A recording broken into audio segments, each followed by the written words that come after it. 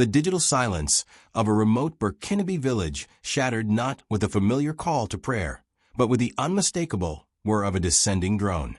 Attached to it, not medical supplies or aid, but a sleek, obsidian smartphone bearing the unmistakable logo of a certain electric car company.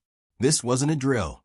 This was the dawn of a new era, an era sparked by the most improbable of alliances, Elon Musk, the visionary and often controversial titan of technology, and Captain Ibrahim Traoré, the young, charismatic leader of Burkina Faso, determined to chart a new course for Africa's technological destiny.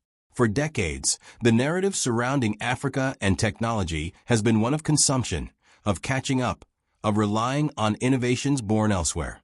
But beneath the surface, a quiet revolution has been brewing. A generation of young Africans, brimming with ingenuity and a deep-seated desire for self-reliance, has been hacking, coding, and building, often with limited resources and recognition. Captain Traoré, a man who rose to power on a platform of national sovereignty and self-determination, understood this potential intimately. He envisioned a Burkina Faso, and by extension an Africa, that wasn't just a consumer of technology, but a creator, an innovator, a leader in the digital age. Meanwhile, thousands of miles away, Elon Musk, the man who dreamed of colonizing Mars and revolutionized the automotive industry, found himself increasingly drawn to the untapped potential of the African continent.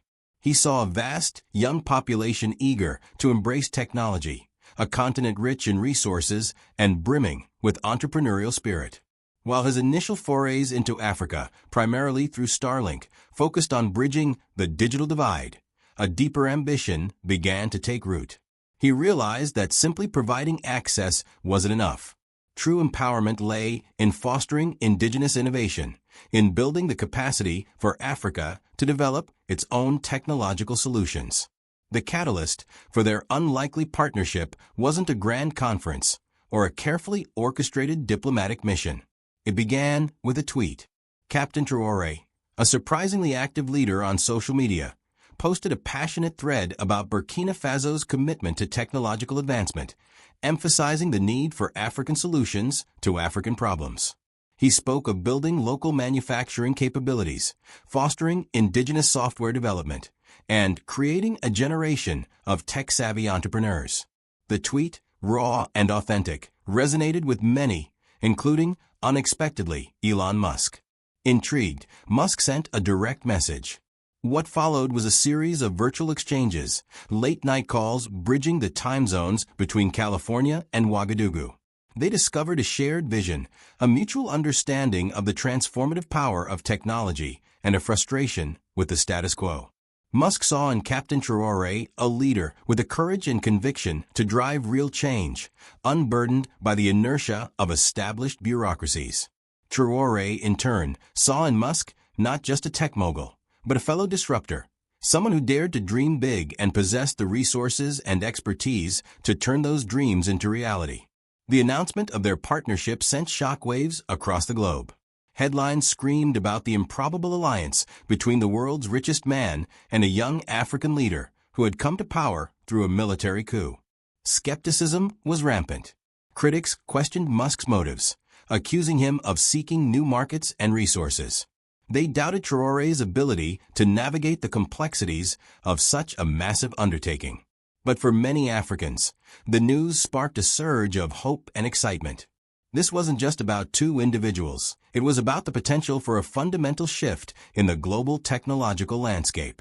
Their initial focus was on three key areas: expanding internet access through Starlink, investing in renewable energy infrastructure to power technological development, and establishing a network of advanced technology training centers across Burkina Faso, with a long-term goal of expanding across the continent. The Starlink rollout was swift and impactful. Remote communities that had previously been cut off from the digital world suddenly had access to high-speed internet. This opened up a world of opportunities for education, healthcare, and economic empowerment. Farmers could access real-time market information. Students could connect with online learning resources, and healthcare workers could consult with specialists remotely.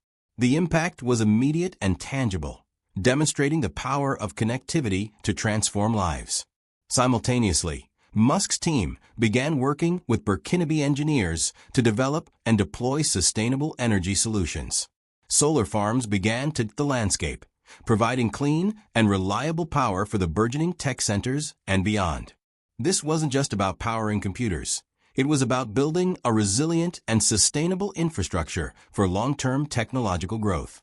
Musk insisted on knowledge transfer, ensuring that local engineers were involved in every stage of the development and implementation process, fostering a sense of ownership and building local expertise. The most ambitious and potentially transformative aspect of their partnership was the establishment of the Africa Tech Independence Initiative, spearheaded by a network of state-of-the-art technology training centers. These weren't just basic computer literacy programs. They offered advanced courses in software development, artificial intelligence, robotics, data science, and advanced manufacturing. Musk's companies provided curriculum development support, access to cutting-edge tools and technologies, and even brought in engineers and experts to serve as instructors and mentors. Captain Traoré, with his characteristic energy and passion, became a tireless advocate for the initiative. He visited the centers regularly, engaging with students, listening to their ideas, and emphasizing the importance of using their skills to solve Africa's unique challenges. He fostered a culture of innovation and entrepreneurship, encouraging young Africans to not just learn existing technologies, but to create their own. The initial intake of students was overwhelming. Young men and women from all corners of Burkina Faso, and eventually from neighboring countries, flocked to the centers, eager to acquire the skills that would shape their future. They were bright, ambitious, and incredibly motivated. They saw this as their chance to be part of something bigger, to contribute to the technological advancement of their continent. The partnership wasn't without its challenges.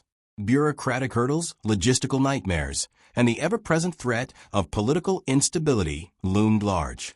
Skepticism from international institutions and some Western powers persisted. There were those who saw Musk as an opportunist and Traoré as an authoritarian leader. But the momentum on the ground was undeniable. The tangible benefits of the partnership, the increased connectivity, the reliable power, the access to world-class education, spoke for themselves. One particularly inspiring story emerged from the first cohort of graduates.